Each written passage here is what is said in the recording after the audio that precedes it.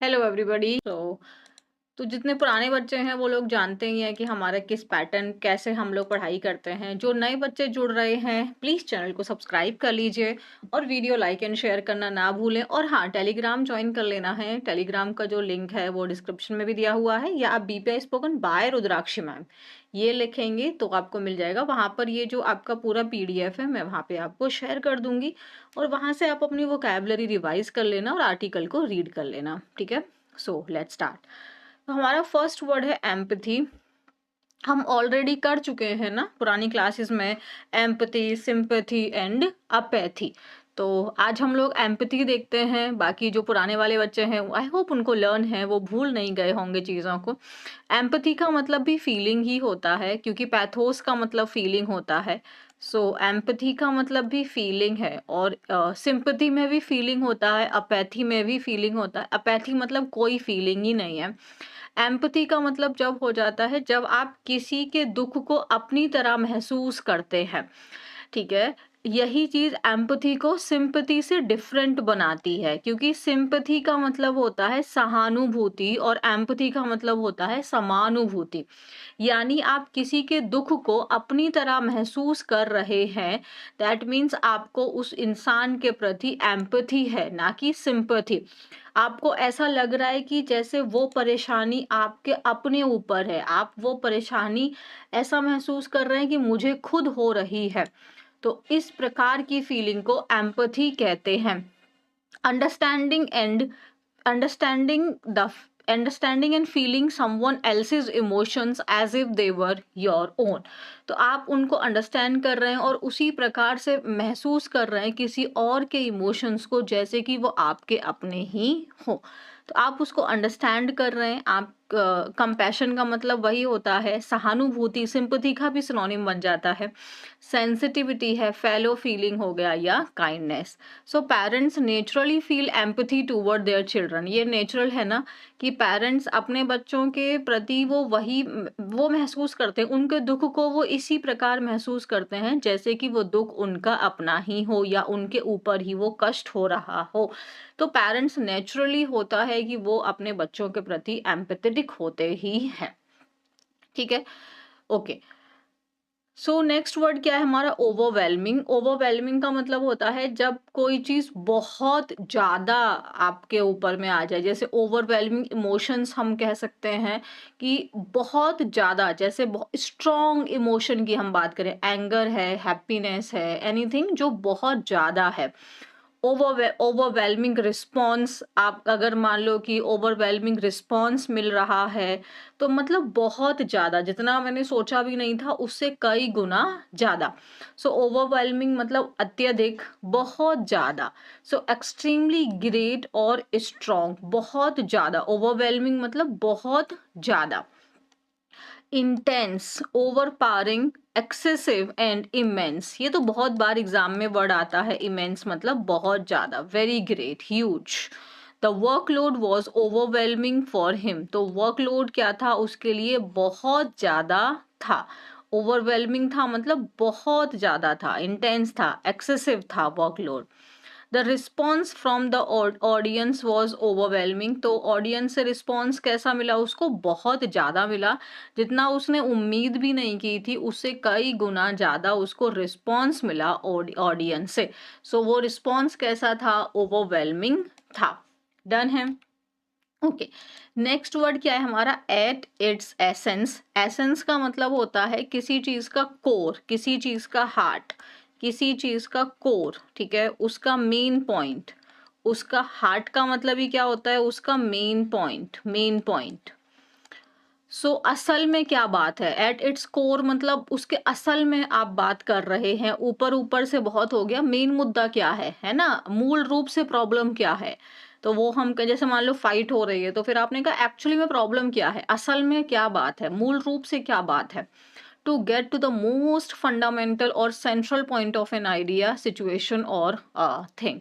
तो to get to the most fundamental मतलब उसके मोस्ट, जो भाई रूट में जो बात है आप उसमें चले गए। एसेंस, मेन पॉइंट क्या है उसका, फंडामेंटल क्या है उसका, कोर आइडिया क्या है। एसेंशियली मतलब क्या है वो, इम्पोर्टेंटली जो उसके इम्पोर्टेंट फैक्टर्स हैं वो, है ना। एसेंस का मतलब ही होता है in short, in summary, main point बता दो आप मुझे बस। फंडामेंटली मतलब वो कोर में आप चले गए उसके, इन एसेंस भी बोल सकते हैं, या बेसिकली क्या बात क्या है ना। So at it essence meditation is about awareness. तो अगर हम मेडिटेशन का जो मूल रूप से पर्पस क्या होता है, अवेयर करना, हमारे हमको अपने ही चीज़ों के बारे में अवेयर करना। हम अपने ही सिस्टम के बारे में अवेयर नहीं है, सिस्टम मीन्स अपनी ही बॉडी के बारे में हम अवेयर नहीं है। तो मेडिटेशन से जो सबसे पहला बेनिफिट होता है वो अवेयरनेस, किस चीज़ के प्रति, अपने खुद के प्रति। हमारे अपने हिडन इमोशंस होते हैं, थॉट्स होते हैं जो सबकॉन्शियस माइंड में होते हैं, हम खुद अवेयर नहीं होते बट वो हमारी लाइफ को प्रभावित कर रहे होते हैं। सो अगर हम मेडिटेशन का एसेंस बोलें भाई, असल में क्या है, इसका मूल रूप से क्या है, वो है अवेयरनेस क्रिएट करना। Discipline is about self control. अगर आप अपने आप में सेल्फ कंट्रोल कर पा रहे हैं, दैट मीन्स आप ऑलरेडी डिसिप्लिन्ड हैं। सो अगर एट इट्स एसेंस मतलब डिसिप्लिन का एसेंस ही है सेल्फ कंट्रोल। अगर आपके अंदर सेल्फ कंट्रोल है, दैट मीन्स आप ऑलरेडी डिसिप्लिन्ड हैं। ठीक है। नेक्स्ट वर्ड है हमारा ह्यूमिलिटी। ह्यूमिलिटी को कभी भी कंफ्यूज मत करना। ह्यूमिलिटी का मतलब होता है आपका विनम्रता। ठीक है, ह्यूमिलिटी का मतलब क्या होता है, विनम्रता। ITY लगा हुआ है, नाउन है। एसेंस का मतलब भी नाउन ही होता है। ठीक है, हाँ, नाउन। सो ह्यूमिलिटी मतलब विनम्रता, ह्यूमिलिटी, ह्यूमिलिटी। ओके, ये ह्यूमिलिएशन से इसको कंफ्यूज नहीं करना है। Humiliation is different word, that is embarrassment, है ना। आपको जो इसमें शर्म होती है वो अलग है। ह्यूमिलिटी मतलब विनम्रता, आप बहुत विनम्र हैं, आप बहुत हम्बल हैं, डाउन टू अर्थ हैं, आप बहुत रिस्पेक्टफुल हैं दूसरों के प्रति, आप बिल्कुल भी एरोगेंट नहीं हैं। Modesty, humbleness, submissiveness. Okay, submissive का मतलब होता है जब आप दूसरों की बातें मान रहे हैं, आप अथॉरिटेटिव नहीं हैं, आप डिक्टेटरशिप नहीं है, आप दूसरों की बातें भी सुन रहे हैं। और अनप्रिटेंशियस, आपका अनप्रिटेंशियसनेस, प्रिटेंशियस का मतलब आप ऐसा दिखावा कर रहे हैं, लाइक यू आर सुप्रीम, आप दूसरों से ज़्यादा इम्पोर्टेंट हैं, आपको सबसे ज़्यादा नॉलेज है, तो आप ऐसा प्रिटेंड कर रहे हैं। बट आप अगर ह्यूमिलिटी, दैट मीन्स एक सेकेंड, अनप्रिटेंशियसनेस, आप कुछ भी प्रिटेंड, आप कुछ भी दिखावा, कुछ भी एरोगेंस आपके अंदर नहीं है। तो ट्रू लीडर के अंदर क्या होना चाहिए, ह्यूमिलिटी, ना कि प्राइड। तो ट्रू लीडर को क्या शो करना चाहिए, विनम्रता शो करनी चाहिए, ना कि उनको एरोगेंस शो करना चाहिए। राइट। ट्रेमर का मतलब होता है हल्का हल्का जो कंपन होती है। जैसे अर्थक्वेक आता है तो जो आपका नॉर्मल स्केल पे होता है ना, तो वो उसको हम ट्रेमर कह सकते हैं। या फिर जब हम लोग शेक कर रहे होते हैं नर्वसनेस के कारण या एक्साइटमेंट के कारण, तो वो भी ट्रेमर हो सकता है। सो हल्का कंपन, a slight shaking movement, shake, quiver, shiver, and vibration. A mild tremor was felt in the city last night. मतलब हल्का कंपन महसूस हुआ था। माइल्ड का मतलब हल्का, ठीक है। नॉर्मल थोड़ा कंपन महसूस हुआ था कल सिटी में। ओके, तो हम माइल्ड ट्रेमर, ट्रेमर का पार्ट्स ऑफ स्पीच नाउन है। क्रेव, क्रेव करना मतलब आपकी बहुत इच्छा हो रही है उस चीज के प्रति, you crave for something, means you desire for that thing. Crave का पार्ट्स ऑफ स्पीच वर्ब है, आपकी बहुत इच्छा हो रही है उस चीज के लिए। So you strongly want something, आपको वो चीज चाहिए, है ना। ऑफन वेरी अर्जेंटली और इंटेंसली, कभी कभी ऐसा होता है कि अचानक से रात में 12 बजे आइसक्रीम खाने का मन कर जाता है। तो जैसे अभी यहाँ पे है तो हम लोग चले गए बाहर निकल के, है ना, क्योंकि 12 बजे आपको आइसक्रीम पार्लर ओपन मिल जाएगा। बट कभी कभी होता है कि नहीं नहीं नहीं, जैसे मुझे याद है 3 बजे पिज्जा खाने का मन किया, तो 3 बजे बजे ऑर्डर किया जा रहा है। तो क्रेविंग कभी कभी इतनी ज्यादा इंटेंस हो जाती है ना। और मुझे लगता है क्रेविंग को हम इंक्रीज भी करते हैं उसके बारे में 5-6 मिनट तक। अगर 5-6 मिनट बहुत ज्यादा हो गया, अगर थोड़ी देर भी हमने उसके बारे में बात कर ली ना, तो फिर तो लगता है कि अब तो खाए बिना रहा ही नहीं जाएगा। तो क्रेव करना मतलब आपका बहुत मन कर रहा है वो चीज के खाने का। या फिर किसी भी चीज़ का। सो आपकी इच्छा हो रही है, desire, long for, yearn for, thirst for and pine for, सबका मतलब होता है आपको वो चीज़ चाहिए, आपका मन कर रहा है उस चीज़ के लिए। And we all crave for a peaceful life. हम सब लोग अल्टीमेटली क्या चाहते हैं? एक शांति भरा हुआ जीवन चाहते हैं। परपोर्टेड का मतलब क्या होता है? कथित रूप से, मीन्स ऐसा दावा किया जा रहा है लेकिन अभी ऐसा कुछ भी साबित नहीं हुआ है। आप ऐसा दावा कर रहे हैं बट ऐसा अभी कुछ प्रूफ नहीं किया है, कुछ एविडेंस वहां पे नहीं दिए गए हैं। ऐसा सिर्फ दावा किया जा रहा है। क्लेम, ऐसा दावा किया जा रहा है कि ये बात सच है लेकिन उसको साबित नहीं किया गया है, यानी कि वो चीज एलिज्ड है। ये भी बहुत बार हमें दिखाई देता है, इंपॉर्टेंट वर्ड है। सो परपोर्टेड का मतलब यही हो गया, दावा किया जा रहा है, पार्ट्स ऑफ स्पीच एडजेक्टिव है इसका। हाइपोथेटिकल है, ऐसा माना जा रहा है ना, अभी प्रूफ नहीं हुआ है, सपोज किया गया है, क्लेम किया गया है, दावा किया गया है। So the purported facts turned out to be false। तो जो फैक्ट्स ऐसा माना गया था कि ये चीज है, ये सच है, वो भी जो भी है, तो बाद में वो कैसे साबित हुए, वो कैसे प्रेजेंट हुए, वो गलत साबित हुए। तो पहले उनको सच माना जा रहा था लेकिन बाद में जब उनको प्रूफ वगैरह दिए गए तो वो चीज गलत साबित हुई। तो यानी कि वो सिर्फ एलिज थी, कथित रूप से थी, उसका कोई भी फुल प्रूफ एविडेंस नहीं था। ओके, नेक्स्ट क्वेश्चन क्या है? नेक्स्ट वर्ड क्या है हमारा? Tunnel vision. टनल विजन का मतलब होता है टनल जैसे आपकी लंबी सी एक होती है ना, तो बस आपको यही दिखाई दे रहा है और लंबा नहीं आपको दिखाई दे रहा। बस टनल में क्या होता है, आप समझ के लिए पूरा अंधेरा अंधेरा अंधेरा, ऐसे सोचो कि पूरा अंधेरा हो रखा है, तो आपको बहुत लंबा थोड़ी ना दिखाई देगा, आपको बहुत पास तक की ही चीजें दिखाई देंगी, दूर की चीज आपको नहीं दिखाई दे रही है, तो इसी को टनल विजन कहते हैं। Focusing on only one thing and ignoring everything else. आप सिर्फ एक ही चीज के ऊपर फोकस कर रहे हैं और बाकी हर एक चीज को आप इग्नोर कर दे रहे हैं, जिससे आपका क्या है, आपकी जो पर्सपेक्टिव है या जो आपका डिसीजन होगा वो कहीं ना कहीं गलत हो सकता है ना, क्योंकि आपने फोकस क्या किया है, सिर्फ एक ही चीज के ऊपर आपने फोकस किया, बाकी सब चीजों को आपने इग्नोर कर दिया, तो इससे प्रॉब्लम ही होगी। अगर हम स्टडी के पॉइंट से बात करें तो अगर आप सिर्फ एक ही सब्जेक्ट पढ़े जा रहे हैं और बाकी सब्जेक्ट्स को आप निग्लेक्ट कर दे रहे हैं तो प्रॉब्लम होगी ही होगी। So focusing on only one thing and ignoring everything else जो क्या कर रहा है, लिमिटेड और नैरो व्यू आपको दे रहा है, बहुत कम ही जानकारी आपको प्राप्त हो पा रही है, ओवरऑल व्यू आपको मिल ही नहीं पा रहा है। सिनोनिम्स क्या हो जाएंगे? नैरो माइंडेडनेस है ना, लिमिटेड पर्सपेक्टिव है आपका, आपका जो नजरिया होगा वो बहुत लिमिटेड होगा, वो बहुत क्या होगा, बहुत छोटा होगा, क्योंकि आपने बहुत कम ही चीज को फोकस किया, बाकी चीजों को आपको आपने इग्नोर कर दिया। आपने वन ट्रैक माइंड है, आपने एक ही धुन अपनी सवार थी, तो एक ही चीज आपको पता है, बाकी चीजों के बारे में आपको इन्फॉर्मेशन नहीं है ना। फिक्सेशन है, ऑब्सेशन था, आपको बायस्ड भी कह सकते हैं या मायोपिक। जैसे कि हम चश्मा लगाते हैं तो चश्मा, मायोपिया या हाइपरमेट्रोपिया। तो मायोपियो मतलब जब हमें सिर्फ पास का दिखाई देता है, दूर का नहीं दिखाई देता है।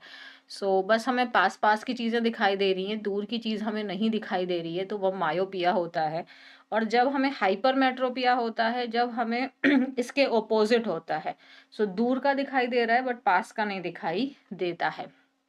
जैसे एल्डर पीपल होते हैं, जैसे पापा वगैरह होते हैं, उनको हाइपरमेट्रोपिया होता है, तो उनका दूर को दिखता है, पास का नहीं दिखता। और हमको है मायोपिया, मतलब पास का दिखता है, दूर का नहीं दिखता। अगर हम चश्मा निकाल देंगे तो हमें हमारी स्क्रीन नहीं दिखेगी।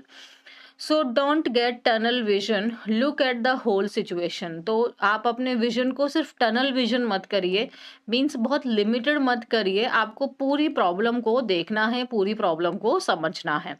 हिज टनल विजन मतलब उसका जो छोटी, जो उसकी दृष्टिकोण थी, मतलब लिमिटेड चीजों के ऊपर ही जो वो फोकस करता था, जिसकी वजह से उसने जो ऑब्वियस रिस्क है उसी को इग्नोर कर दिया। तो अगर आप बहुत माइनर चीज के ऊपर फोकस कर, माइनर नहीं बोलेंगे बट अगर आप सिर्फ एक ही चीज के ऊपर फोकस कर रहे हैं और बाकी पॉइंट्स को अगर आप इग्नोर कर दे रहे हैं तो ऑब्वियसली आप बहुत सारे पॉइंट्स हैं जिनको आप मिस कर देंगे। जैसे कि अगर फॉर एग्जांपल, जैसे मैंने अभी एग्जाम के पॉइंट से बोला कि अगर आप सिर्फ एक सब्जेक्ट में सोच रहे हैं कि आपने फुल ऑन फुल ले लिया, बट अगर आपने अदर सब्जेक्ट्स को अवॉइड कर दिया, तो ऑब्वियसली आप बहुत इंपॉर्टेंट चीज़ है जो आप अपने लिए प्रॉब्लम क्रिएट कर रहे हैं, ये बहुत ऑटोमेटिक प्रॉब्लम आप अपने लिए क्रिएट कर रहे हैं। नेक्स्ट वर्ड क्या है हमारा? प्रीवेलिंग। प्रीवेलिंग का मतलब होता है कोई भी चीज जो चारों तरफ फैली हुई है ना।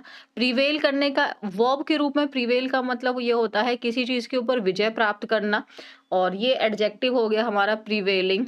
मतलब वो चीज चारों तरफ फैली हुई है, प्रचलित है वो चीज, है ना, फैली हुई है वो चीज, वाइड स्प्रेड है, कॉमनली लोग उसको एक्सेप्ट कर रहे हैं, यानी वाइड स्प्रेड है, कॉमन है, डोमिनिएंट है लोगों का, लोगों वो चीज़ फैली हुई है। जैसे कि अगर कोई ट्रेंड है, आप देखते हैं कोई ट्रेंड होता है जो चारों तरफ फैला हुआ है, प्रिवेल हो रखा है, चारों तरफ फैला हुआ है ना, डोमिनेट कर रखा है पूरे सोशल मीडिया को, पॉपुलर है वो चीज़ इस समय पे। तो जो प्रिवेलिंग ओपिनियन है वो क्या है कि रिफॉर्म्स आर नीडेड।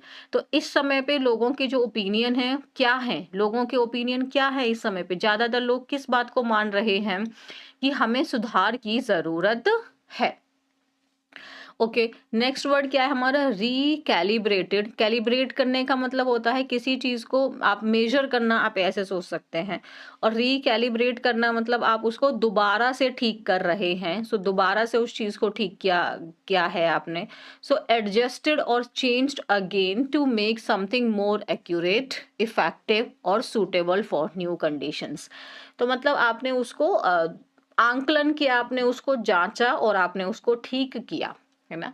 सो जैसे कि हम अपनी स्ट्रेटजीज को हमें रिकैलिब्रेट करना चाहिए, उसको एडजस्ट करना चाहिए, उसमें चेंजेस करने चाहिए, उसको मॉडिफाई करना चाहिए, उसको ऑल्टर करना चाहिए।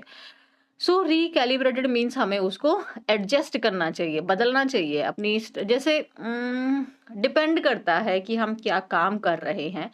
जैसे अगर मैं स्टडी के पॉइंट से बोलूँ, कि स्टूडेंट के पॉइंट से, तो अगर आप मेरे से पढ़ाई कर रहे हैं और अगर आप 1 महीना रेगुलर आप स्टडी करते हैं और आपको फिर भी चेंज नहीं दिखाई दे रहा, दैट मीन्स कि मैं आपके लिए अच्छी टीचर नहीं हूँ, है ना। क्योंकि जरूरी नहीं होता कि जो दूसरे बच्चों को बेनिफिट पहुंच रहा है वो आपको भी वही टीचर बेनिफिट पहुंचा सके। तो आई अंडरस्टैंड, आपको फिर यहाँ नहीं पढ़ना चाहिए। आई मतलब मैं तो खुद कहती हूँ, क्योंकि 1 महीना बहुत अच्छा खासा टाइम होता है जिसमें हम डिसाइड कर सकते हैं कि हाँ मुझे चीजें समझ में आ रही हैं कि नहीं आ रही। बट हाँ, अगर आपका बेसिक एकदम क्लियर है तो फिर आप ज्यादा से ज्यादा 2 महीने दे सकते हो। 2 महीने में कुछ तो आपको इम्प्रूवमेंट अपने अंदर दिखना चाहिए ना, हल्का फुल्का ही सही, बट कुछ तो आपको लगे कि हाँ मैंने कुछ तो सीखा। तो आपको अपनी स्ट्रैटेजी को भी एडजस्ट करना पड़ता है, आपको अपने टाइम टेबल को एडजस्ट करना पड़ता है। ऐसा नहीं होता है कि आपने एक टाइम टेबल बना लिया उसी को आप चलते रहेंगे, नहीं नहीं, हमें उसे रिकैलिब्रेट करना पड़ेगा, रीएडजस्ट करना पड़ेगा, अपने चीजों को अलाइन करना पड़ेगा। यार नहीं, ठीक से नहीं चल पा रहा है तो इसको दोबारा से चेंज करना पड़ेगा, रीसेट करो उसको, करेक्ट करो, मॉडिफाई करो, ऑल्टर करो, उसमें थोड़े बदलाव तो करने ही पड़ेंगे ना। So the party recalibrated its strategy after losing support. Absolutely, अगर पार्टी है, अब उनको अपनी स्ट्रैटेजी नहीं बदलनी पड़ेगी। अगर उनको सपोर्ट नहीं मिल रहा है लोगों का, तो मतलब कुछ तो वो लोग गलत ही कर रहे होंगे ना। तो वो उनको बदलना पड़ेगा, वर्ब की तरह यूज हुआ है ना। और ईडी लगा दिया तो हम इसे एडजेक्टिव भी बना सकते थे, पास्ट पार्टिसिपल। नेक्स्ट वर्ड है हमारा पार्टीशन। ये एक वो वाला पार्टीशन नहीं है जो डिवीजन को दिखाता है, पार्टीशन, ये पार्टीशन है। इसका मतलब होता है जब आप किसी की तरफ में आपका झुकाव होता है, जब आप किसी को सपोर्ट कर रहे हैं। सो जब आप पक्षपाती हैं। हाँ, और ये बहुत इंपॉर्टेंट वर्ड है, बच्चे कंफ्यूज हो जाते हैं क्योंकि काइंड ऑफ सेम साउंड बन जाता है, वैसे है डिफरेंट साउंड में। ये पार्टीशन है, ये पार्टीशन है। तो इसका मतलब होता है जब आपका झुकाव है किसी की तरफ में, आप बायस्ड हैं, आप वन साइडेड हैं, आप स्ट्रांगली सपोर्ट कर रहे हैं किसी पर्टिकुलर पॉलिटिकल पार्टी को, ग्रुप को या किसी कॉज को। तो आप एक उसके कह सकते हैं, जैसे एक शब्द कॉमन है, अंधभक्त। हाँ, तो आप अंधभक्त हैं, आप उनको एकदम कंप्लीटली फॉलो करते हैं, आप उनकी तरफ में बायस्ड हैं, है ना। आप पार्शियल हैं उनकी तरफ में, आप उनके सपोर्टर हैं, उनके फॉलोअर हैं। सो न्यूज़ चैनल के ऊपर आरोप लगा था किस चीज़ का, कि वो पक्षपाती थे, वो एक तरफ की बात को सपोर्ट कर रहे थे। इस पार्टीशन का मतलब होता है TITION का डिवीजन। पार्टीशन हो गया मतलब डिवीजन हो गया। बट ये जो पार्टीशन है इसका मतलब होता है आप एक साइडेड हैं, बायस्ड हैं, आप पार्शियल हैं, सपोर्टर हैं, फॉलोअर हैं। ठीक है। ओके, नेक्स्ट नेक्स्ट वर्ड क्या है हमारा? कॉल्यूशन। कॉल्यूशन का मतलब होता है, SION लगा हुआ है, पार्ट्स ऑफ स्पीच नाउन है। इसका मतलब होता है जब आप किसी के साथ मिलकर कुछ गलत काम कर रहे हैं, कुछ इलिसिट काम कर रहे हैं। सो साठ गांठ हो गई, जैसे एक साथ मिलकर हम कुछ गलत काम कर रहे हैं ना, गुप्त मिली भगत है हमारी। So secret cooperation between two और मोर पीपल और groups to cheat, deceive. Deceive ही तो इसका सिनोनिम होता है, या फिर कुछ गलत करने के लिए। So collusion is also very important word. हाँ, जो आज का हमारा आर्टिकल है ये द हिंदू एडिटोरियल ही लिया गया है। तो मैंने सोचा कि चलिए अब हम एडिटोरियल भी लेंगे, हम बेसिक जो हम जैसे करते हैं वो भी रहेगा, बट एक हम एडिटोरियल पार्ट भी कवर करेंगे ताकि वहाँ की जो लैंग्वेज है वो भी हम देख सके, क्योंकि हमें अपने ब्रेन को ओवरऑल रेडी करना है, राइट? ताकि बच्चों के ब्रेन में ये ना हो कि the Hindu is something editorial part, क्योंकि मेरे जितने भी आर्टिकल होते हैं वो द हिंदू से ही होते हैं। तो मैं बट एडिटोरियल कम लेती हूँ क्योंकि वो थोड़ा ओपिनियटेड होते हैं या पॉलिटिकली अलाइंड होते हैं, बट स्टिल स्टूडेंट्स को लगता है कि editorial is very important, so let's do it. हाँ, चीज़ें तो सीखने के लिए डेफिनेटली मिलती हैं। अगर हम वहाँ पे पॉलिटिकली चीज़ों में ना अपना आपको इंक्लूड करके, वहाँ पे ना हम इन्वॉल्व करके अगर हम उसकी लैंग्वेज को सीखें तो वाकई में बहुत कुछ सीखने के लिए मिलता ही है, नो डाउट। तो कोल्यूशन का मतलब क्या होता है? साठ गांठ, है ना, गुप्त मिली भगत हो गई। जैसे ये सारी वोकैबुलरी सोचो, सारे एग्जाम्स के लिए इंपॉर्टेंट ही है, कोई भी वर्ड ऐसा नहीं है। सो सीक्रेट कॉपरेशन हो गया बिटवीन टू और मोर पीपल और groups to cheat, to deceive और टू कमिट समथिंग रॉन्ग। तो एक साथ में मिलके आप साजिश रच रहे हैं। प्लॉटिंग मतलब वही साजिश रचना, है ना। आपका नेक्स्ट क्या हो गया? कन्वीएंस। कन्वीएंस का मतलब अगेन साजिश हो गया। सोचो ये कितना इंपॉर्टेंट वर्ड है, पेपर में आता है ये। Next, this is also very important, complicity. इसका मतलब भी आपका एक साथ मिलके साठ गांठ कर रहे हैं, स्कीम कर रहे हैं आप।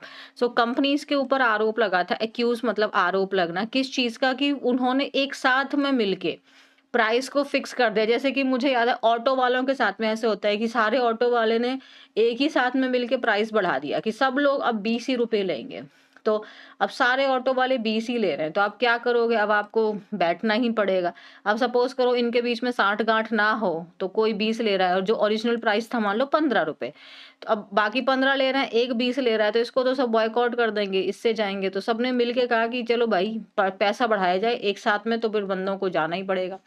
तो उनके ऊपर आरोप लगा फिक्स प्राइस के कॉल्यूशन का। मतलब कंपनी ने आपस में साठ गांठ करके पैसा बढ़ा दिया, तो लोगों को तो देना ही पड़ेगा उतना पैसा। Next word electoral roll. इस वर्ड में बिल्कुल भी कभी कंफ्यूज मत होना। इलेक्टोरल का मतलब होता है आपका, इलेक्टोरल रोल मतलब लिस्ट, और इलेक्टोरल मतलब जो आपके वोट दे रहे हैं, इलेक्टोरेट बोलते हैं वोट देने वाले को। तो इलेक्टोरल मतलब वोटर, तो जो वोटर लिस्ट है उसको इलेक्टोरल रोल कहते हैं, वोटर लिस्ट को। सो official list of all eligible voters in a particular area, मतलब वोटर हो गई, सिंपल सी बात है, और रोल मतलब लिस्ट। तो she checked the voter electoral roll to confirm her details. तो उसने अपनी डिटेल्स को कंफर्म करने के लिए क्या चीज को चेक किया? जो आपकी वोटर लिस्ट है उसको चेक किया। अब यहाँ पे देखो, नॉट इनक्रेडिबल, ये मैंने यहाँ पे एग्जैक्ट वही लिया जो आर्टिकल में दिया हुआ था, नॉट इनक्रेडिबल। अब देखो, अगर मैं IBLE का बताऊं तो इसका मतलब होता है किसी चीज के लायक, ठीक है। क्रेड का मतलब होता है फेथ, भरोसा। इनका मतलब होता है विदाउट। तो इनक्रेडिबल का एक मतलब, एक तो कोई और चीज होती है, जैसे इसके दो मीनिंग है, पेपर में भी आता है। एक इनक्रेडिबल का मतलब है कोई चीज इतनी अद्भुत है, इतनी अमेजिंग है कि उस पे विश्वास ही नहीं हो रहा है। जैसे कि हम बोलते हैं अद्भुत भारत, तो इनक्रेडिबल इंडिया। इनक्रेडिबल इंडिया का मतलब इतना भव्य है हमारा भारत कि हम चीजों पे भरोसा ही नहीं कर पा रहे हैं, है ना। बहुत खूबसूरती है हमारे भारत में, तो बहुत खूबसूरत है। इतना कोई चीज इतनी, अगर आप कोई चीज कह रहे हैं वाह your performance is incredible, that means इतनी अच्छी परफॉर्मेंस आपने दी है कि आपको भरोसा ही नहीं हो रहा कि वाह, मतलब अमेजिंग। एक तो वो हो गया, पॉजिटिव टोन है इसका। एक इनक्रेडिबल का मतलब हुआ कि जिस चीज के ऊपर आप भरोसा नहीं कर पा रहे हैं, यानी एग्जैक्ट वही बात होगी जो इसके मीनिंग में है। इनक्रेडिबल मतलब बिना भरोसे के लायक, जिस पे भरोसा ना किया जा सके। तो इन इनक्रेडिबल का मतलब ये हो गया, नेगेटिव हो गया कि इस पे भरोसा नहीं कर सकते। नॉट का मतलब भी आपका नेगेटिव, ये नहीं हो गया। सो कोई, अब देखो क्या हो गया, अविश्वसनीय नहीं, यानी कि वो चीज अविश्वसनीय नहीं है, इसका मतलब उस पे विश्वास किया जा सकता है। ये मैंने एग्जैक्ट इसलिए उठाया क्योंकि पेपर अगर हमें आर्टिकल में मिलता है, हमारे रीडिंग कॉम्प्रिहेंशन में आता है, हम गलती कर देंगे, हम उसको कॉम्प्रिहेंड नहीं कर पाएंगे। अगर वो सिंपली इनक्रेडिबल बोल देता है तो इसका मतलब है कि वो चीज विश्वास करने के योग्य नहीं है, या उस चीज पे विश्वास कर पाना मुश्किल है ना। और नॉट इनक्रेडिबल मतलब वो विश्वास कर पाना मुश्किल नहीं है, तो यानी कि उस पे विश्वास किया जा सकता है। यानी इस नॉट ने और इनको हटा दें तो अब यहाँ पे ये वर्ड बच गया क्रेडिबल। तो ये इसका है, मतलब ये एक्स्ट्रा एक काइंड ऑफ कंफ्यूजन क्रिएट कर रहा है हमें। So something that is not hard to believe, यानी वो क्रेडिबल है, उस पर भरोसा किया जा सकता है। देखो यही हो गया, क्योंकि ये नेगेटिव नेगेटिव कैंसिल आउट हो गए, यहाँ पे क्रेडिबल बचा, यानी कि वो भरोसे लायक है, वो बिलीवेबल है, प्लॉसिबल है, रीजनेबल है, कन्विंसिंग है, उस बात पे भरोसा किया जा सकता है। तो उसके जो एक्सक्यूज थे नॉट इनक्रेडिबल, इसका मतलब वो क्रेडिबल थे, वो अविश्वसनीय नहीं थे, यानी कि विश्वसनीय हुए ना। फिर तो सोच रहे हो कि कंफ्यूजन होगा ना हमें, तो इस चीज को हमें रेडी रखना है। Okay, dot over. Dot over का मतलब होता है किसी को जब आप बहुत बहुत अपना प्यार शो कर रहे हैं ना, आप उसको बहुत पैम्पर कर रहे हैं, बहुत अपना प्यार जता रहे हैं, या फिर आप किसी से बहुत प्यार करते हैं। सो टू शो एक्सेसिव लव मतलब एक्सट्रीम वाला प्यार हो गया है यहाँ पे। तो आप किसी के को क्या दिखा रहे हैं, क्योंकि डॉट क्या है आपका, वर्ब है, ठीक है, ओवर क्या है, प्रेपोजिशन है, तो इसीलिए ये पूरा वर्ड हमारा फ्रेजल वर्ब कहलाता है। सो आप शो कर रहे हैं अपना एक्सेसिव लव, फॉन्डनेस। फॉन्डनेस जब आप किसी को बहुत ज्यादा पसंद करते हैं, आप उसको admiration for someone often to the point of being overly sentimental, sentimental मतलब ओवरली इमोशनल। कभी कभी ऐसे होता है ना कि कोई व्यक्ति हमसे जेन्युइनली बहुत प्यार करता है, तो ऐसा नहीं है कि फेक कर रहा है वो व्यक्ति, रियल में हमसे बहुत प्यार करता होगा और करता है, तो वो अपना प्यार हमें जता रहा है। कभी कभी वो थोड़ा सा एक्सट्रीम हो जाता है, हमें लगता है अरे कोई बात नहीं मम्मी, सब ठीक है, आप इतना इमोशनल मत हो। या जैसे अगर हम नानी के घर जाते हैं तो जनरली नानी इतनी इमोशनल हो जाती हैं, वो हाथ बात को चूमने लगती है, प्यार जताती है, बोलती है ये खा लो, वो खा लो, ये कर लो, वो कर लो, कहाँ थे ये सब। वो कितने भी मोटे हो जाओ उनको पतले ही दिखाई देते हैं, तो वो आप कह सकते हो कि एक्सट्रीमली। फिर अब उस समय पे हमें भी समझ नहीं आता, यार नानी ठीक तो है इतना क्यों परेशान हो रही हो आप। लेकिन ये बहुत ब्लेसिंग वाली फीलिंग होती है, राइट। सो वो आपको पैम्पर कर रहे हैं। मेरे नाना जी हैं, वो हम लोग अगर घर गए हैं तो वो ऐसे ही बिहेव करते हैं कि बेटा एकदम दूध पी लो, ये वो, ये खा लो, वो खा लो, सुबह उठे नहीं कि ये लेके आ गए, वो लेके आ गए। तो बहुत प्यार, मतलब वो हमें जता रहे हैं, बहुत प्यार हमसे कर रहे हैं, हमें पैम्पर कर रहे हैं। अडोर मीन्स किसी को जब आप बहुत प्यार करते हैं, उसको बहुत पसंद करते हैं, आप उनको चेरिश कर रहे हैं, आप उनके साथ इंजॉय कर रहे हैं, है ना। अफेक्शन अपना प्यार हो गया, आपकी लगाव हो गई। फॉन ओवर का थोड़ा सा मीनिंग होता है जब ये थोड़ा चापलूसी वाले सेंस में चला जाता है। फॉन ओवर मतलब ये थोड़ा चापलूसी, जब आप जैसे जानबूझकर, जैसे आपका कोई बॉस वगैरह है, उधर आप ज्यादा ही उनकी चमचागिरी कर रहे हैं, तो ये वो वाला हो जाता है। और डॉट ओवर का मतलब है आप बहुत प्यार उनको जता रहे हैं, उनके बहुत प्यार करते हैं। जैसे मैंने बोला ग्रैंड पेरेंट्स अक्सर उनके जो ग्रैंड चिल्ड्रन होते हैं उनसे बहुत प्यार करते हैं, तो जैसे अब हम अपने नाना नानी के लिए, वो हमसे बहुत प्यार करते हैं। तो ग्रैंड पेरेंट्स अक्सर ऐसा होता है कि जैसे नाना नानी का कनेक्शन नाती पोते से बहुत ज्यादा होता है। तो जैसे कि हम हैं, तो मुझे तो है कि नानी बहुत प्यार करती है, I really love her, and she, I think she loves me more than that. तो डॉट ओवर मीन्स किसी को आप बहुत प्यार अपना जता रहे हो, एक्सप्रेस कर रहे हो। वोरेशियस OUS लगा हुआ है, पार्ट्स ऑफ स्पीच एडजेक्टिव है। वोरेशियस का मतलब होता है जब आप जैसे भूख के सेंस में देखें, आपके एपेटाइट के सेंस में देखें, वो सेटिस्फाइड हो ही नहीं रहा है। आप खाए जा रहे हैं, खाए जा रहे हैं, खाए जा रहे हैं, आप एकदम भुक्कड़ किस्म के हैं। खाना आए जाए और आपकी डिज़ायर सैटिस्फाई नहीं हो रही है, आपकी हंगर सैटिस्फाई नहीं हो रही है। तो उस सेंस में आप वोरेशियस हो गए, हंग्री वाले सेंस में कि आप खाए जा रहे हैं। या फिर आपको कुछ भी ऐसी चीज़ है जो आपको चाहिए, है ना? किस जैसे कि अगर वोरेशियस रीडर का मतलब क्या हो जाएगा? एक ऐसा रीडर जिसको अगर कोई मूवी री मतलब मूवी अगर उसको सॉरी बुक अगर उसको पढ़नी है तो फिर इतनी क्यूरियोसिटी आ गई है कि वो पूरी नोवेल को वन गो में ही उसने खत्म कर दिया। तो ऐसे रीडर को हम लोग वोरेशियस बोलेंगे। मीन्स उसके अंदर एक्सट्रीमली स्ट्रॉन्ग डिजायर है उस बुक को कंप्लीट करने की, आगे की स्टोरी को कंप्लीट करने की, तो वो वोरेशियस रीडर है। या कोई हंग्री है ना, जिसका एपेटाइट खत्म ही नहीं हो रहा, जिसको भूख खत्म ही नहीं हो रही है, सो वो भी वोरेशियस हो सकता है। ये वन वर्ड सब्स्टिट्यूशन में बहुत बार आता है, ये दोनों वर्ड आपके। इनसेटिएबल का मतलब होता है ऐसा कोई भी जिसे कभी सेटिस्फाइड ही ना किया जा सके। तो वोरेशियस वही होते हैं जिनको और चाहिए कुछ भी। जैसे कि अगर आपको मूवी देखना है तो आप लगातार देखे जा रहे हैं। जैसे कि मार्वल सीरीज है, वो खत्म ही नहीं होगी। और अगर आप वोरेशियस आप मूवी देखने वाले हैं तो आप देखते ही रहेंगे, आप थक जाएंगे, आंखें दर्द होने लगेगी, but still you are watching, you are like a zombie but still you are doing that.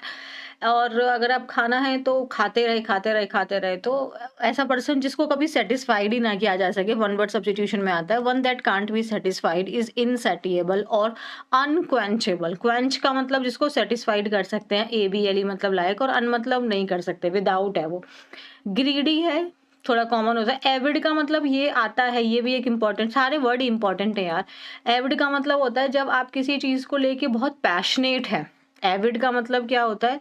जब आप किसी चीज को लेके बहुत पैशनेट हैं, बहुत ईगर हैं, तो आप एविड हैं। ठीक है। So she is a voracious reader who finishes a book every day. मतलब वो एक किताब एक दिन में ही खत्म कर देती है। तो वो कैसी रीडर है? वो वोरेशियस रीडर है।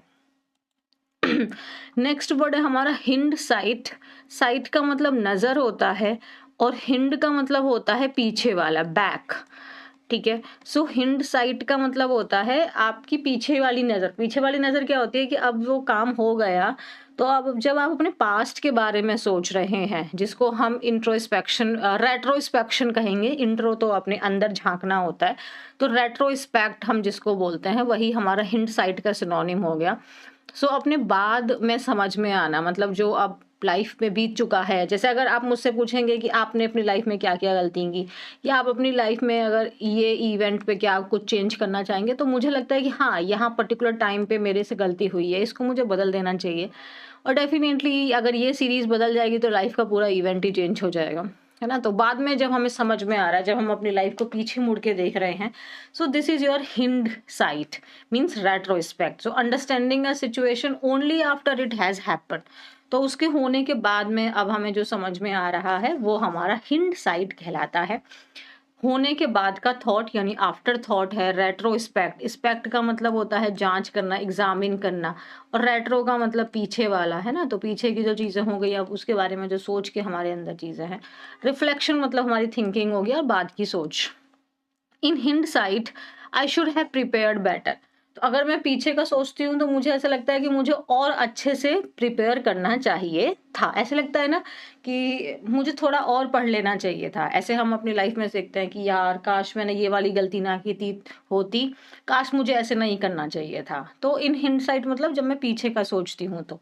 ओके, डन है। पार्ट्स ऑफ स्पीच इसका डाउन है। नेक्स्ट वर्ड है हमारा डाइसेक्ट। डाइसेक्ट का पार्ट्स ऑफ स्पीच वर्ब है। अगर हम मेडिकली बात करें तो आपके क्या होता है कि जब बॉडी को, एनिमल हो या ह्यूमन बीइंग हो, उनकी बॉडी को जब डाइसेक्ट करते हैं मतलब उसको हम कट करते हैं, उसको कट कर रहे हैं एग्जामिन करने के लिए, जांच करने के लिए। जैसे कि आपका पोस्टमार्टम वगैरह होता है, या फ्रॉग, या मुझे याद है कि जैसे मेरे फादर थे तो उस समय पे पहले डाइसेक्ट करवाया जाता था, फ्रॉक का डाइसेक्शन होता था कि आपको फ्रॉक को काट के फिर से उसको स्टिच करके उसको प्रिपेयर करना है और उसको फिर से सही कर देना है। तो ये डाइसेक्शन मतलब उसको कट करना, एक तो ये मेडिकल टर्म हो गया।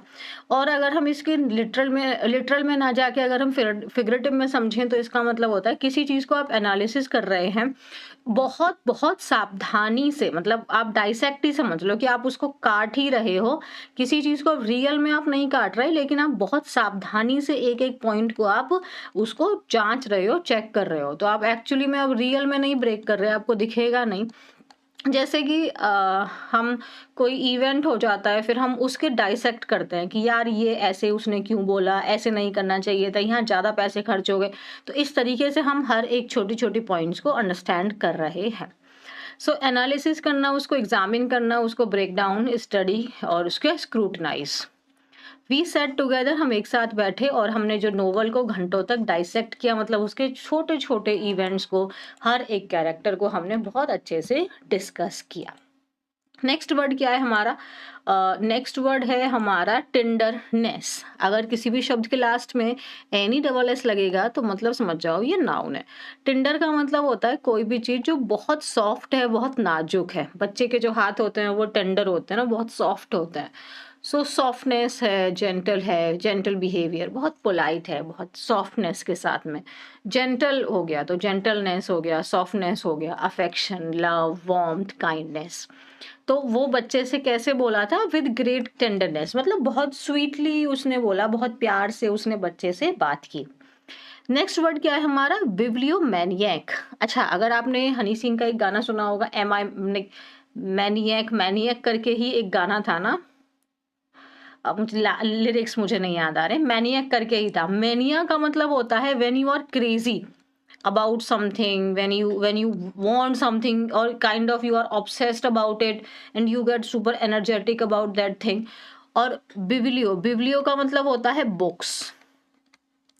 सो बिब्लियोमैनियक का मतलब है कि आपको किताबों के प्रति ऑब्सेशन है। फोबिया का मतलब होता है डर, फोबिया का मतलब होता है डर, मैनिया का मतलब होता है क्रेजी, और फाइल का मतलब होता है लव।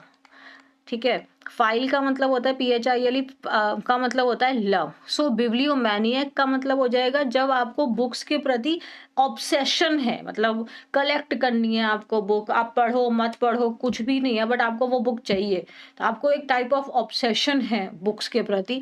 सो वो हो जाएगा हमारा bibliomaniac, a person who has an extreme obsessive love for collecting books, sometimes to an unhealthy और अनकंट्रोलेबल लेवल। तो क्रेजी होना काइंड ऑफ अनहेल्दी हो जाता है ना। ऑब्सेस्ड अगर आप किसी भी चीज से हो जाएंगे तो वो एक अनहेल्दीनेस को शो करता है। सो बिब्लियोमैनियक मतलब a person who has an extreme obsessive love for collecting books, उसको बुक्स कलेक्ट करने का एकदम एक्सट्रीम है, वो ऑब्सेस्ड है कि अगर ये नया कलेक्शन आया है या ये एडिशन आया है तो वो तुरंत जाएगा बुक को बाय करने के लिए, इवन वो पढ़े ना पढ़े कोई फर्क नहीं पड़ता। तो ऐसा पर्सन बिब्लियोमैनियक हो जाता है। Despite having no space left, the bibliomaniac continued buying more books. So अगर उसके घर में किताबें रखने के लिए और जगह भी नहीं है ना, बट स्टिल वो बुक्स खरीदता ही रहेगा, खरीदता ही रहेगा। But bibliophile, file is a positive word और बिब्लियो मीन्स बुक हो जाएगा। बिब्लियोफाइल वो पर्सन है जिसको किताबें मतलब किताबें जिसको बहुत पसंद है, जिनको वो बहुत प्यार करता है। जैसे I am kind of bibliophile, I love my books and I love my books, like I don't know ये कब कैसे हुआ मेरे साथ में, but I can't even like share my books. This is थोड़ा थोड़ा सा गलत चीज, but still I feel like no, this belongs to me.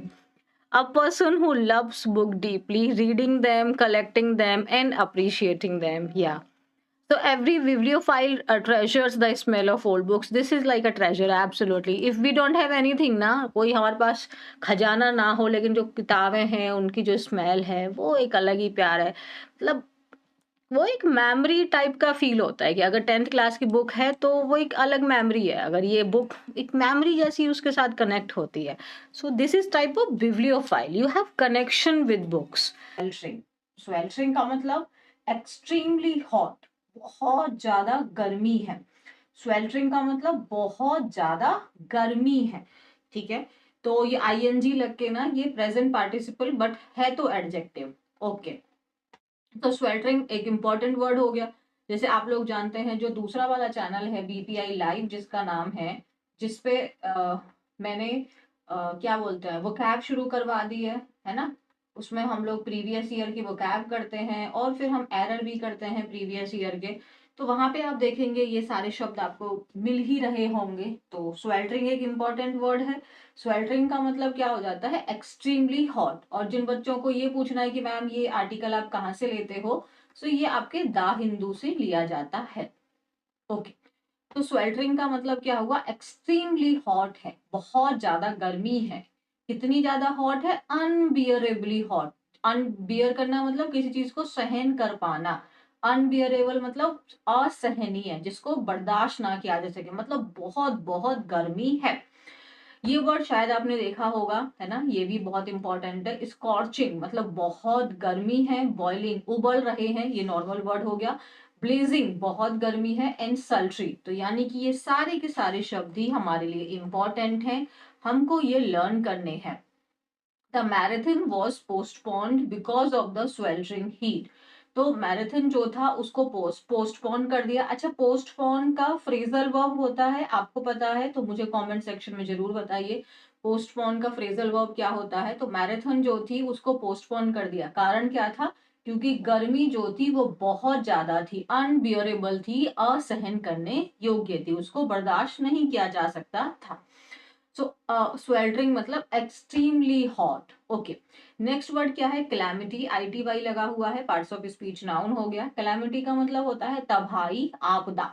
A sudden serious event causing great damage, suffering और लॉस।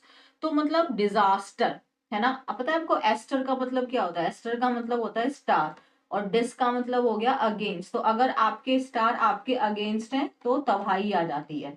तो डिजास्टर, तबाही, catastrophe, tragedy, misfortune and adversity, सबका मतलब ही होता है मुश्किल, आपदा।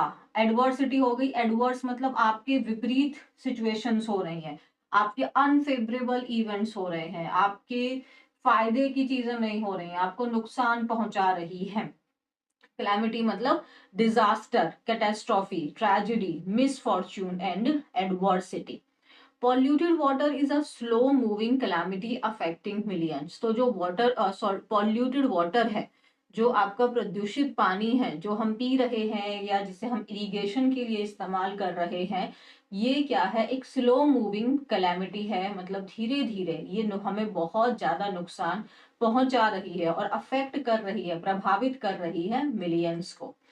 मिलियन मतलब इतनी मात्रा में लोगों को, जानवरों को प्रभावित कर रही है। डिफॉर्मिटी, ITY लगा, देखो MITY, अगर हम इसका ओरिजिनल वर्ड जो देखें वो ये है फॉर्मिटी, MITY, डिफॉर्मिटी।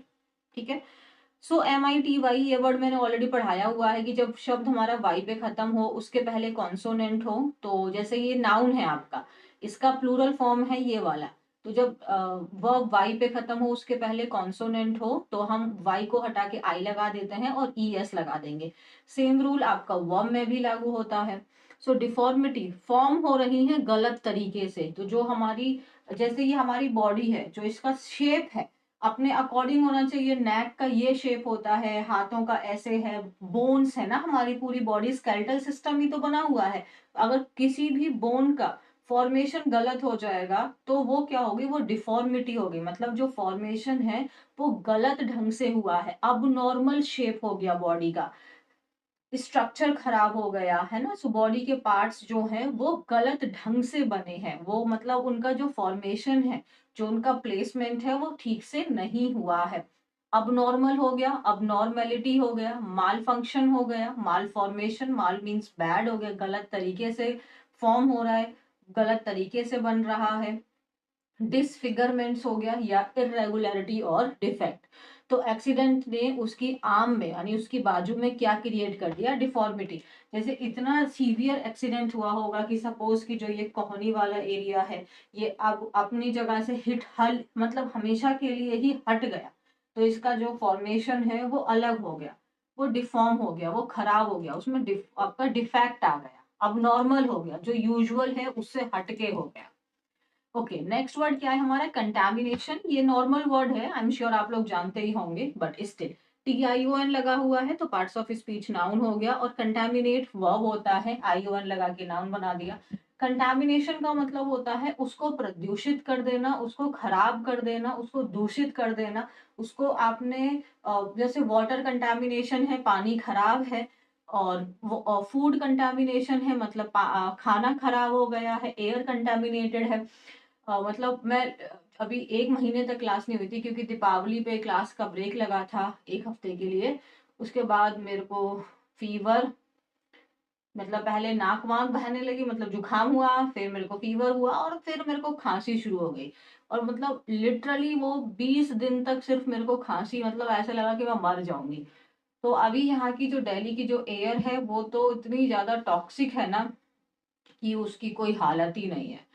सो कंटामिनेटेड एयर, यहाँ पे कंटामिनेटेड टॉक्सिक है यहाँ की एयर। सो कंटामिनेशन, तो the process of making something dirty, impure और unsafe by adding harmful substances.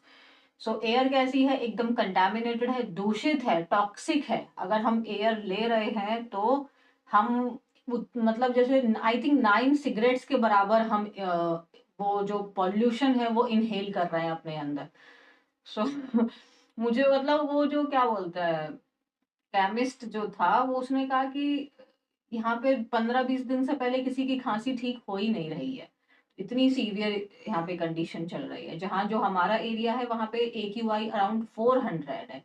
Now you can imagine the process of making something dirty. आप उस चीज को खराब कर रहे हैं, आप जानबूझ के भी खराब कर सकते हैं, आपने उसमें कुछ गलत चीज ऐड कर दी, केमिकल्स ऐड कर दिए। इम्प्योर कर रहे हैं उसको, उसको अनसेफ कर रहे हैं, सो पॉल्यूटेड है वो चीज, यानी नाउन के फॉर्म में है तो हमारे सिनोनिम्स भी नाउन ही रहेंगे।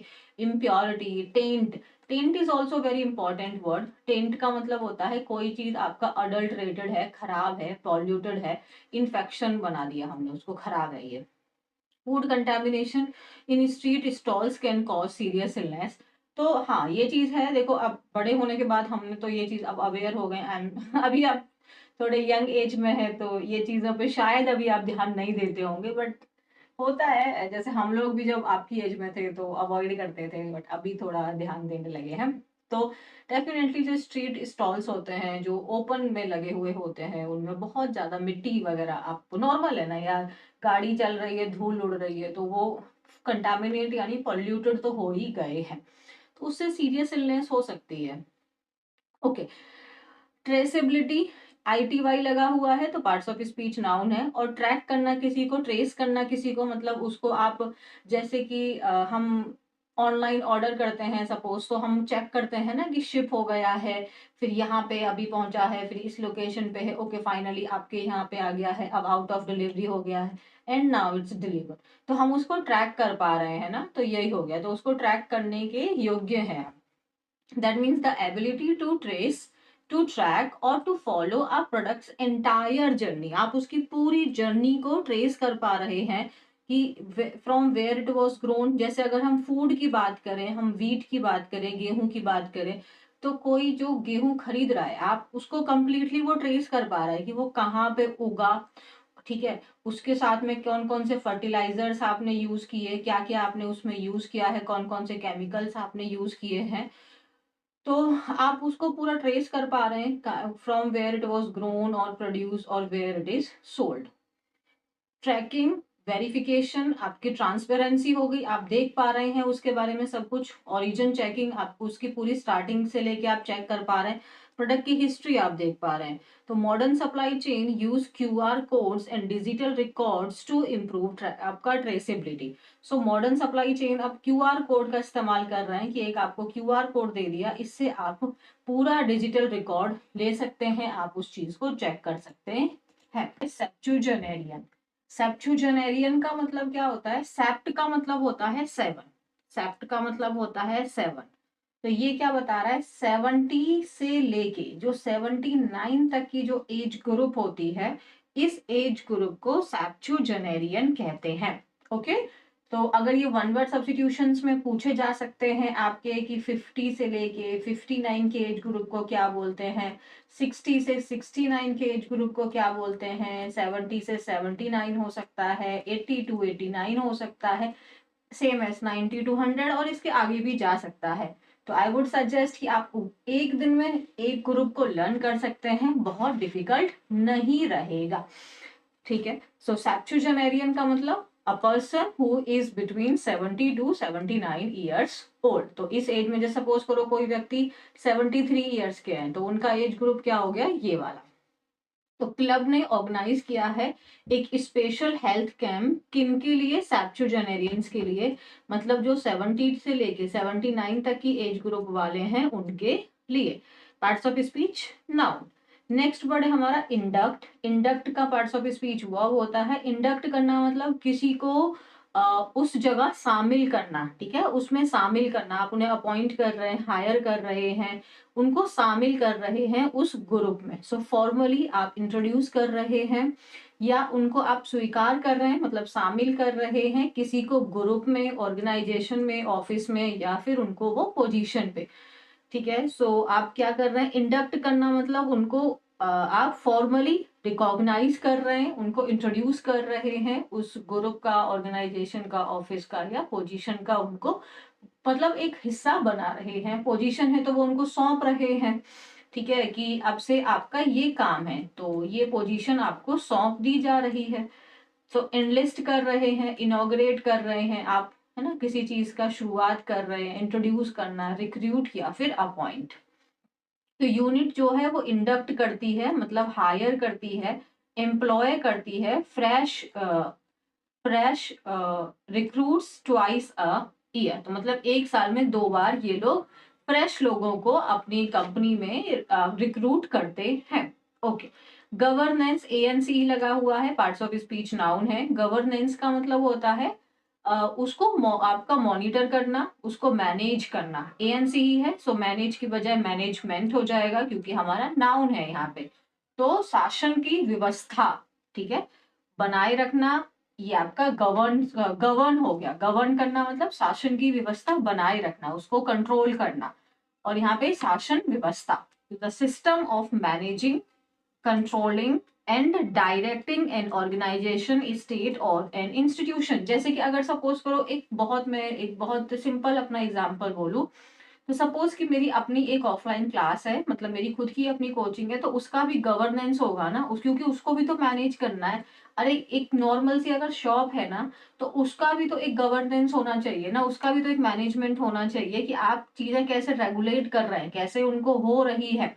जैसे कि अगर अभी मैं रिसेंट में एक एग्जांपल आपको देती हूँ, सपोज किसी की एक चाय की दुकान है, क्योंकि ये सबसे बेसिक चीज हो गई। हमको लगता है गवर्नेंस तो मतलब एक बहुत हाई फाई वर्ड है, तो बड़ी जगह नहीं, छोटी जगह भी लागू होगा, सेम जगह हर वर्ड का मीनिंग तो सेम ही रहेगा। एक ना टी स्टॉल है सपोज किसी का, अब यहाँ पे भी तो मैनेजमेंट है ना, कि आपने अगर 3 लोगों को, मतलब टी स्टॉल थोड़ा बड़ा सा है, तो ऐसा नॉर्मल वो मैं वो नहीं कह रही, मतलब शॉप है अच्छी खासी है और उसमें आप और भी चीजें सामान बेचते हैं, तो आपने मान लो 2 से 3 लोगों को आपने हायर किया हुआ है, तो आपको उनको मैनेज करना होगा, है ना। आपको कितना एक दिन में आपका कंजम्पशन हो रहा है उसको देखना है, आपका स्टॉक आपको कितना नया खरीदना है ये देखना है, आपके कस्टमर्स में इम्प्रूवमेंट हो रहा है कि नहीं हो रहा है, उनका फीडबैक क्या है, तो ये सब कुछ मैनेज ही तो करना है। तो अगर इनमें से कुछ भी खराब होगा तो आपको बेनिफिट नहीं होगा, आपको लॉस ही होने लगेगा। तो आप कह सकते हैं इस शॉप का गवर्नेंस बिल्कुल अच्छा नहीं है, मतलब इस शॉप का मैनेजमेंट बिल्कुल अच्छा नहीं है, सुपरविजन बिल्कुल अच्छा नहीं है, डायरेक्शन बिल्कुल अच्छी नहीं है। तो हमारे घर में भी तो गवर्नेंस होता है ना, वहां पे भी तो चीजें कुछ होती हैं जिनको हमें रूल को फॉलो करना पड़ता है। तो बहुत सिंपल सी चीज है, ऐसा नहीं है कि गवर्नेंस को हम सिर्फ गवर्नमेंट से जोड़ देंगे, आप इसको डेली लाइफ में लेके आइए। आई वुड सजेस्ट कि अगर हम किसी भी चीज को सीखना चाहते हैं तो हमें कोशिश करनी है उसे रियल लाइफ में उन शब्दों का इस्तेमाल करने की। बहुत जितना कोर में हम घुस सकते हैं ना, उधर घुस के उसको यूज करें हम, क्योंकि अगर हमने उसको एक कैटेगरी में डाल दिया तो उसका, उस शब्द का समझ पाना थोड़ा मुश्किल हो जाता है। तो कोशिश करिए उसको रियल लाइफ में आप उतार पाए। तो जैसे मैंने यहाँ पे आपको टी शॉप का एक एग्जांपल देना, तो यहाँ भी तो ये देखो मैनेजमेंट है ना, कहते हैं यहाँ का मैनेजमेंट बहुत खराब है, तो वही तो गवर्नेंस होती है। यहाँ के रेगुलेशंस नहीं है, मतलब आपने कुछ जैसे मान लो अगर 2 से 3 ही स्टाफ है, बट है तो ना, देखना पड़ेगा कि वो टाइमली आ रहे हैं कि नहीं आ रहे हैं, सब कुछ सही से हो रहा है कि नहीं हो रहा है, ये चीजें आपको सुपरवाइज करनी होंगी, रूल है, डायरेक्शन है। So transparency is an essential element of effective governance. तो अगर एक अच्छा शासन व्यवस्था है तो उसके लिए एक सबसे इम्पोर्टेंट एलिमेंट है आपका ट्रांसपेरेंसी। तो अगर हम एक बड़े स्केल पे बात करें तो वहां पे चीजें ट्रांसपेरेंट होनी चाहिए, है ना।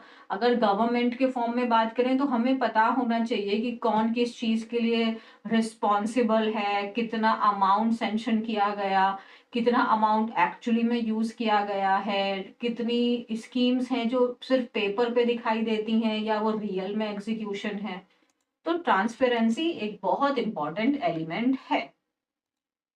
नेक्स्ट वर्ड है हमारा, एक्चुअली में ये पेयर है, besides and beside.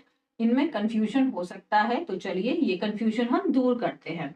Besides, sides है एक में और एक में सिर्फ साइड है।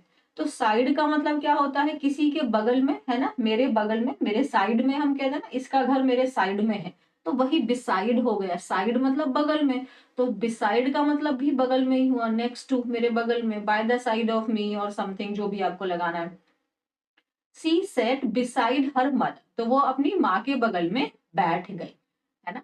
सी सेट बिसाइड मी मतलब वो मेरे बगल में बैठ गई। अब यहाँ पे आप बिसाइड मी, अगर मेरे बगल में, नेक्स्ट टू मी, वो मेरे बगल में आ गई। जैसे मैं कह रही हूँ कम, यहाँ आओ, कम एंड सिट बिसाइड मी, इसका मतलब क्या हुआ कि यहाँ आओ और मेरे बगल में बैठो। तो बिसाइड मी मतलब come and sit next to me, तो वही हो गया यहाँ पे। बिसाइड का मतलब बहुत सिंपल है, बगल में। ओके, बिसाइड्स का मतलब क्या होता है, किसी चीज के अलावा, किसी चीज के अलावा। अच्छा, अलावा में आप ये मत सोचना कि उस चीज को छोड़ के, नहीं, इसका ना इंक्लूड भी होता है। हमको लगता है अलावा मतलब इस चीज को हटाकर, ये तो ठीक है, लेकिन इसका दोनों मीनिंग होते हैं। इंक्लूड भी होता है कि इस चीज को मिलाकर इसके साथ साथ इसको ये भी आता है, इसके अलावा आप ऐसे सोचो, ये तो इसको आता ही है, इसके जैसे कि he like besides English he can speak Hindi. तो इसका मतलब बिसाइड्स इंग्लिश, इंग्लिश तो बोल ही सकता है, उसके साथ साथ वो हिंदी भी बोल सकता है, तो उसको दोनों भाषा आती हैं, इंग्लिश भी आती है और उसको हिंदी भी आती है। तो एडिशन हो गया, in addition to, as well as मतलब हिंदी और इंग्लिश दोनों आती है, as well as, in addition to, include ये हो गया, इंक्लूडिंग, ठीक है। So including Hindi he can speak English too, तो इंग्लिश और हिंदी वो दोनों बोल सकता है। तो एंड वाला हो गया यहाँ पे, और वाला हो गया ये। तो ये हो गया समझ में, जैसे besides his job he runs a small business, that means he runs a small business and he does job as well, तो वो जॉब भी करता है और स्मॉल बिजनेस भी है, तो दोनों चीजें हैं उसके पास। नौकरी के साथ साथ मतलब यहाँ पे के अलावा को हम कर लेते हैं, तो हिंदी में लिख लो के साथ साथ, ठीक है, के साथ साथ। तो नौकरी के साथ साथ वो एक स्मॉल बिजनेस भी चलाता है, तो के साथ साथ मतलब इंक्लूडिंग, है ना। तो जॉब भी करता है, इसके साथ साथ वो एक स्मॉल बिजनेस भी चलाता है, पढ़ाई के साथ साथ वो पार्ट टाइम जॉब भी करता है। अच्छा, I have no friend besides you, इसका मतलब हुआ कि मेरा कोई दोस्त नहीं है सिवाय तुम्हारे। So I have no friend except you, मेरा कोई दोस्त नहीं है सिवाय तुम्हारे, तो तुम्हारे अलावा, तुम्हारे अतिरिक्त मेरा कोई भी दोस्त नहीं है। तो यहाँ पे एक्सक्लूड कर दिया, तुम्हारे अलावा, तुमको छोड़कर मेरा कोई दोस्त नहीं है, तो इसमें इंक्लूड और एक्सक्लूड दोनों आता है, तो इसीलिए हमें ध्यान रखना है। नेक्स्ट ये कंफ्यूजिंग पेयर है, ध्यान रखना है आपको, ये एग्जाम्स में आता है। मुझे याद है मैं एक बार नैनीताल का पेपर सॉल्व कर रही थी, क्योंकि देखो एक टीचर के लिए ना बहुत इंपॉर्टेंट होता है कि आप अलग अलग सेक्शंस के एग्जाम को सॉल्व करते रहें। इससे क्या होता है कि हमें भी अंडरस्टैंडिंग मिलती है कि ओके क्वेश्चन इस मतलब देखो, क्योंकि हर एक एग्जाम को अलग अलग एग्जामिनर सेट कर रहे हैं, तो यानी कि उन सबका अलग अलग माइंड सेट है, सब लोग इंटेलिजेंट है, तो जब आप इतना सारा पेपर पढ़ रहे हो इसका मतलब आप बहुत कुछ सीख रहे हो ना। तो मुझे याद है मैंने नैनीताल में देखा था, ये क्वेश्चन वहां पे आया था, और ऐसे पूछा गया था, जैसे होमो आपके होमोफोम होमोनिम्स होते हैं ना, होमोफोन्स आप बोल सकते हैं। तो ऐसे करके था कि wave, I think wave and wave के बीच में डिफरेंस पूछा था कि सेंटेंस में यूसेज पूछा था, ऐसे कुछ था। काफी पहले की बात है, 20 वगैरह की बात है, 2020 या 21 की बात है। तो उसी समय से ये क्वेश्चन मेरे दिमाग में वहीं से फिट हो गया कि ओके, सो वेव, ये WAVE होता है। जैसे अब जब आप अपने दोस्त को हाथ ऐसे हिला हिला रहे होते ना, बाय बाय, हेलो, कैसे हो, तो ये जो हम कर रहे हैं, हे कैसे हो तुम, हाय, तो ये वाला जो होता है, या टाटा। तो एक तो ये हो गया हाथ हिलाना, वेव करना, हाथ हिलाना। या फिर अब ये वर्ब हो गया, नाउन भी होता है, जैसे लहर होता है, लहर ना, तो huge wave hit the boat. तो बोट को किसने हिट किया, एक बहुत बड़ी लहर आई थी, है ना, आप समुद्र वगैरह में देखते हैं। तो ये हो गया। या फिर हाथ का हिलाना, तो इसके पार्ट्स ऑफ स्पीच वर्ब भी हो सकती है, नाउन भी हो सकती है। तो ऐसा भी हो सकता है कि आपको सेंटेंस में करेक्ट यूसेज के रूप में भी आप देखो कि वेव को सही पार्ट्स ऑफ स्पीच के साथ इस्तेमाल किया गया है कि नहीं है। और ये है, अब देखो यहाँ पे जैसे मैं बोलूं शी वेव्ड, अब यहाँ पे IVE लगा दे तो पता है आपको पूरा गलत हो गया, क्योंकि WAIVE का मतलब होता है आप किसी चीज को माफ कर दे रहे हैं, आप उस चीज को छोड़ दे रहे हैं, छोड़ देना। तो जनरली जब मैं वेव वर्ड पढ़ती हूँ तो फिर मुझे याद आता है बैंक लोन, क्योंकि बैंक वाले, जब बैंक में या टर्म बहुत बार यूज होती है कि जो गवर्नमेंट है उन्होंने फार्मर लोन को वेव कर दिया। तो वहां पे वेव कर दिया मतलब उसको छोड़ दिया। उन्होंने कहा कि अगर 1.5 लाख तक का किसी ने, फार्मर ने लोन लिया हुआ है तो उसको हम माफ कर देते हैं।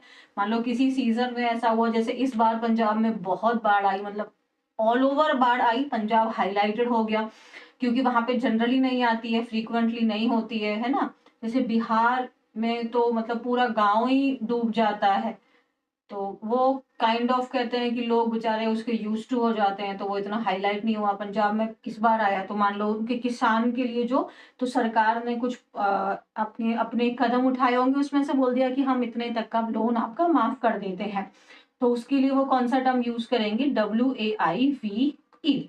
तो to not demand something that you have right to, तो आपके अधिकार है। सपोज कि अगर आप किसी ने लोन लिया है तो अब बैंक का अधिकार है वो पैसा लेने का, बट बैंक ने बोला कि हम आपसे ये लोन नहीं लेते हैं क्योंकि सरकार ने माफ कर दिया है। तो एक्चुअली में बैंक बोल रहा है, सरकार का और बैंक का तो आपस में देख लिया जाएगा, बट बैंक बोलेगा कि आपका ये लोन माफ कर दिया गया है। तो एक्चुअली में देखा जाए तो पैसे का ऊपर अधिकार था सरकार का, बैंक का, लेकिन बैंक ने उसको छोड़ दिया। जैसे यूनिवर्सिटी ने वेव कर दी the application fee for low income student. जैसे आप देखते हैं कि जो आप जैसे आप फॉर्म्स भरते होंगे तो उसमें आता है कि जनरल कैटेगरी को 100 रुपए देने हैं, एंड OBC को भी, मतलब मुझे एग्जैक्ट नहीं पता है तो मेरे ऊपर वो नहीं करना है, मैं बस बता रही हूँ। और जैसे SC ST को वेव कर देते हैं, है ना, या फिर EWS को वेव कर दिया। तो ये क्या है, मतलब वेव ऑफ कौन सा वाला लगाएंगे हम, IVE वाला लगाएंगे कि उन्होंने उसको फ्री कर दिया, उनसे वहां से उनको रिलीज कर दिया, वहां से फ्री कर दिया, कैंसिल कर दिया, उस चीज को छोड़ दिया, अबेंडन कर दिया, है ना। तो आपको पता है इसमें ना इसके सिनोनिम्स में अबेंडन वाले आ जाएंगे, उस चीज को छोड़ देना, अबेंडन इसका सिनोनिम बन जाएगा। छोड़ दिया उसको, अबेंडन कर दिया उसको, रिलिंक्विश कर दिया, ठीक है, माफ कर दिया उस चीज को, डेजर्ट छोड़ दिया उसको, त्याग दिया उसे, ठीक है। तो ये इसके सिनोनिम बन जाएंगे।